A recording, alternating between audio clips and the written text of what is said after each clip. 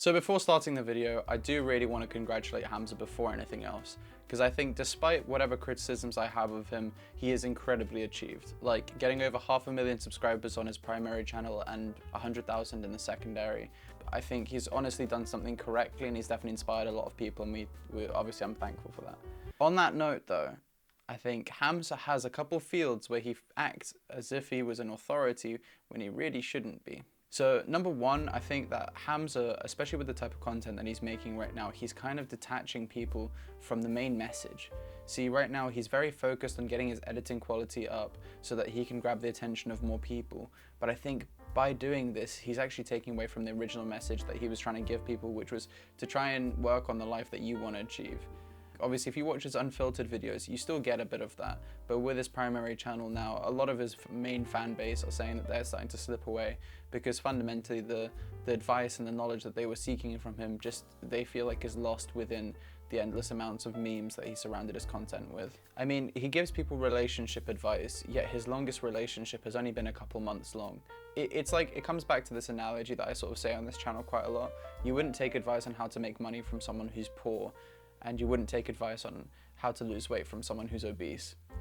And as harsh as that sort of statement sounds, it's kind of true, because if the person knew what to do, surely they would be in a better position. And I understand Hamza says that he's working on his career and stuff, and that's why he doesn't want to have a family and stuff like that. I don't see why those two can't come hand in hand.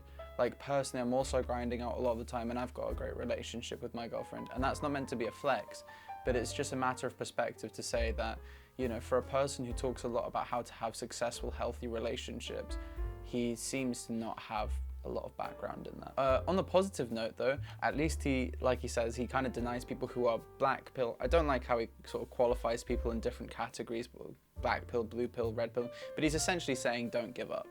Right, the black pill community, he identifies as people who are essentially saying that they've given up on trying, that they have no availability in really getting a successful relationship in the future, and he's trying to combat that, which I think is brilliant. But going on to another topic, which is bodybuilding, I think he also talks from a place of authority here I mean, he has obviously developed a better physique than the majority of people, and he has some authority speaking about things, but the people that he's directly attacking, for example, the main bodybuilding community, which are clearly more achieved than him, and he directly opposes their information and says that they're liars and that they're saying this because they just want you to watch their content and stuff like that, I think is kind of not true and it's misleading.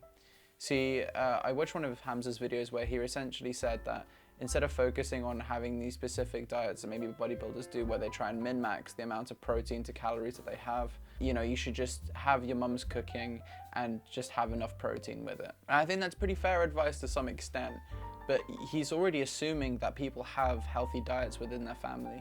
You know, there's some families that don't have healthy diets at all, where their mum will just give them SpaghettiOs for dinner instead of, I don't know what he said, I think he has curries or something like that, which is, I guess it's all right. Yeah, to directly criticize the bodybuilding community that's developed so much, and obviously these people, I mean, from an objective standpoint, most people sort of consider them to have better physiques than him, and to say that, you know, their advice is wrong, despite, in a lot of cases, them being very truthful to what they're saying, and it's obvious. I don't think it's disingenuous, because I think Hamza really comes from a good place. It seems as though he's maybe misinformed, or maybe he's specifically seen some very bad examples of bodybuilders, because I think the general advice on the internet is actually quite good. But to sum it all up, this video is actually less of a criticism of Hamza and more of a message for people watching YouTube, to make sure that when you're on YouTube, you don't just see people as authorities.